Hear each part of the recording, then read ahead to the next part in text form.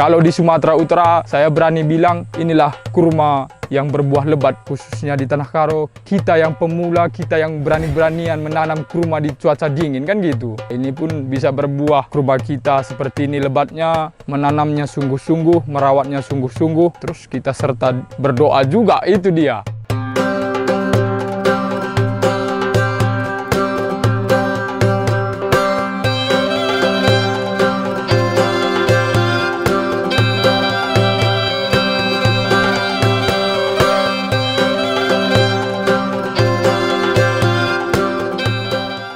Nama saya Iwan Tarigan. Ini kita berada di Desa Kutambaru, Kecamatan Tigan Reket, Kabupaten Karo. Saya di sini yang merawat kebun kurma ini.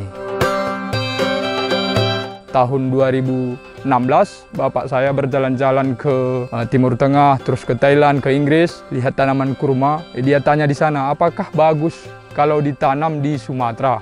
Dia bilang, Pak, ukur dulu NDPL-nya dari permukaan laut. Ya, kami ukur, sudah memasuki bisa ditanam, terus bisa berbuah. Ya, terus ya itu satu pegangan kami. Kalau NDPL-nya sudah bisa, ya kita belajar menanam, kan gitu. Kita cari lagi ilmunya lagi, ya terus sudah kita dapatkan ilmunya, kita ambillah bibitnya, harus bibitnya yang betul-betul bibit unggul. Kita ambillah kemarin, lantaran bapak saya ada punya kawan channel juga di Inggris, belajarnya di Thailand, kita ambil bibitnya ke Inggris. Di tahun 2017, sampailah di sini bibit kurma ini. Setelah tahun 2017 itu kita mencoba tanam sekitar 200 pohon. 3,5 tahun kemarin umurnya, sudah berbuahlah buah perdana 13 pohon. Itu nggak kita beritakan, kenapa? Lantaran kita di Sumatera, khususnya di Tanah Karo, kita yang pemula, kita yang berani-beranian menanam kurma di cuaca dingin, kan gitu. Setelah itu, di tahun 2021, dia berbuah udah 3,5 tahun pohon kurma kita, sampai buahnya habis, kita panenlah sekitar 500 kilo. Kalau yang sekarang ini, yang lagi berbuah ini, ada sekitar 135 pohon. Itu yang berbuah. Ini kalau yang berbuah yang 135 pohon itu umurnya yang lagi berbuah kemarin baru 4 tahun lah umurnya. Ini bisa berbuah di Tanah Karo, cuaca dingin, kan gitu. Ini sebetulnya tanaman kurma itu layak sebetulnya di sini ditanam, bisa berbuah. Tetapi harus kita menanamnya sungguh-sungguh, merawatnya sungguh-sungguh. Ya, terus kita serta berdoa juga, itu dia. Kalau perawatan itu sebetulnya gini, kalau pohon kurma ini kita belajar ke pohonnya aja sebetulnya merawatnya. Apa yang diinginkan pohonnya itu yang kita berikan. Terus gini, yang perlu harus kita tanam pohon kurma, kita pangkas, kita kasih harus seperti pupuk organik. Yang kami buat di sini, kotoran lembu harus difermentasi, baru kita kasih ke tanaman kita. Itu kami tahu, lantaran tahun 2003 kami pakai untuk salak kita, itu menyuburkan tanah, terus membangkitkan tanaman kita, terus membuat buah lebih segar, lebih manis lagi dia. Sebetulnya kalau kita pakai pupuk kimia, kalau lagi sekarang ini aja, buah kita lagi seperti ini, kalau kita pakai pupuk kimia, itu pasti rontok buahnya. Makanya kami lihatlah ini tanaman kita, ya di sini semuanya ada pupuk kotoran lembu, kotoran sapi, kotoran kambing yang kita fermentasi dulu. Kita tahunya sebetulnya ini tanaman padang gurun, cuaca panas, kan gitu. Kalau di sini harus kita semprot pakai fungisida. Kenapa? Lantaran kita tahu ini kan tanaman cuaca panas. Kita tanam di cuaca dingin, itu kalau tidak kita semprot anti jamurnya, di sini sering jamuran pohonnya, terus buahnya pun berjamur juga. Makanya itu kita harus semprotkan itu sejenis antrakol supaya tidak jamuran dia.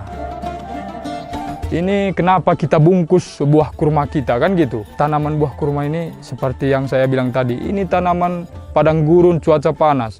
Ini kalau tidak kita bungkus, nggak ada sebetulnya mangsa ataupun sejenis hama yang makan. Kenapa kita bungkus? Itu kalau kita tidak bungkus, dia rontok. Lantaran kenapa? Ini tanaman padang gurun, di sana curah hujannya kurang. Di sini terlalu tinggi curah hujan kita, makanya kita bungkus. Memang perlunya dia air, tapi kalau terlalu tinggi, ini kalau lagi gini buah kita, mudah gugur kalau sering kali hujan. Makanya kami bungkus, itu mengatasi supaya air hujan itu tidak langsung. Itu dia. Kalau sebetulnya perawatannya ini lumayan banyak juga. Ini satu pohon kurma itu kita tanam sampai berbuah, makan biaya sekitar 5 jutaan juga itu. Sebetulnya menanam pohon kurma, yang pertama harus kita tahu dari mana asal usul bibit itu. Yang kami tanam ini kultur jaringan.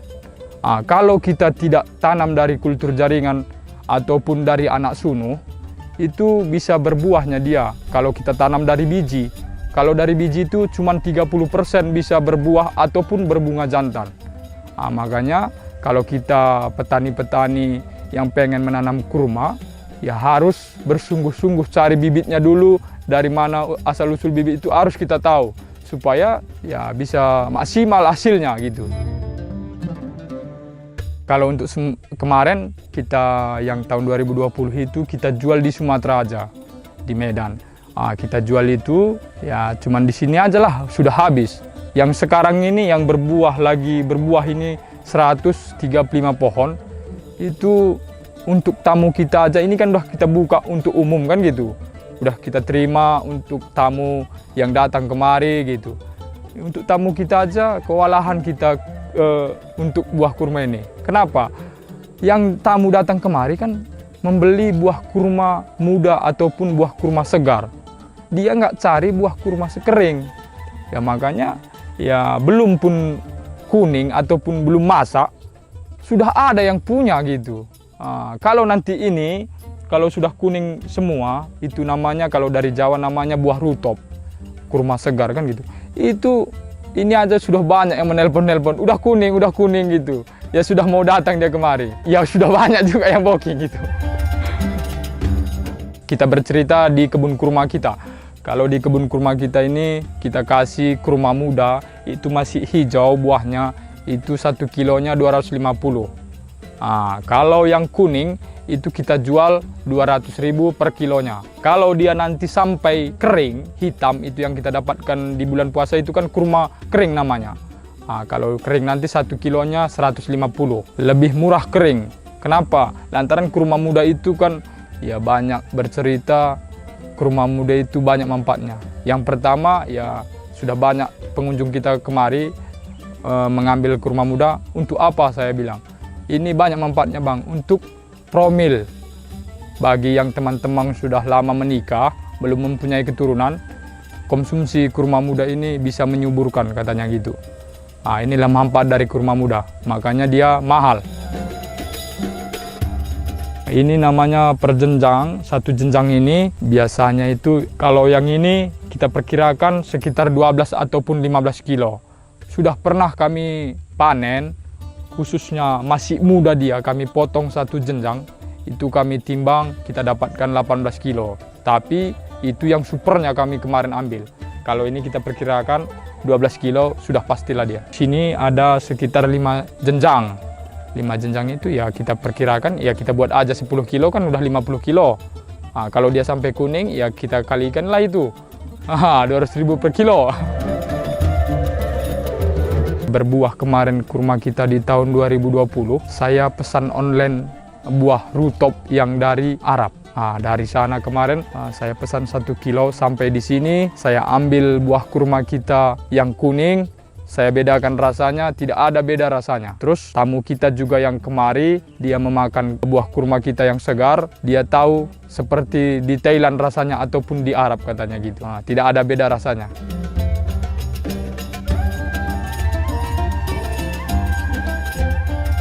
Satu-satunya di Tanah Karo inilah kurma yang berbuah. Kalau di Sumatera Utara, saya berani bilang inilah kurma yang berbuah lebat di Sumatera Utara. Kenapa? Itu kan kita tahu kalau di Sumatera Utara itu, di Aceh sudah duluan menanam kurma. Sudah ada yang 9 tahun umurnya, tetapi nggak seperti buah kurma kita ini. Kenapa saya berani bilang gitu? Kemarin pemilik kebun kurma 5 hektar di Banda Aceh datang kemari. Dia bilang, pohonnya saja pun kalah di Aceh. Padahal di Aceh sudah 9 tahun. Kita masih punya umur 4,5 tahun. Itu pun dia kalah, dia bilang. Apalagi buahnya bang katanya. Itulah makanya saya berani bilang, khususnya di Sumatera Utara, inilah kurma yang berbuah lebat. Buat petani-petani yang lain, khususnya petani kurma, Ya kalau mau belajar ataupun ya belajar pun dibilang kami pun ini masih perlu banyak pelajaran gitu. Ya soalnya kami belajar ke pohonnya aja, sebab kami tahu apa yang disukakan tanaman kita itu kami pelajari. Ya petani-petani yang lain ya kalau mau pengen lihat kebun kurma kita datang kemari. Ya kalau pengen lihat videonya ada channel YouTube saya Petani Tarigan Channel, itu YouTube saya. Di setiap video saya ada nomor WA saya. Disitulah teman-teman yang lain ya kalau mau bertanya telepon saya. Jangan di komen-komen saja, telepon langsung kita berbicara tentang kebun kurma kita ini pun langsung saya kasih tahu. Ya kalau ada petani kurma yang pengen belajar kemari, datang saja kemari. Di sini nanti kita bercerita tentang kebun kurma ini bagaimana supaya bisa berbuah ataupun merawatnya sungguh-sungguh. Di sini kita cerita. Ya, buat teman-teman semua yang sudah menonton video ini, kalau bermanfaat, jangan lupa like, comment, subscribe.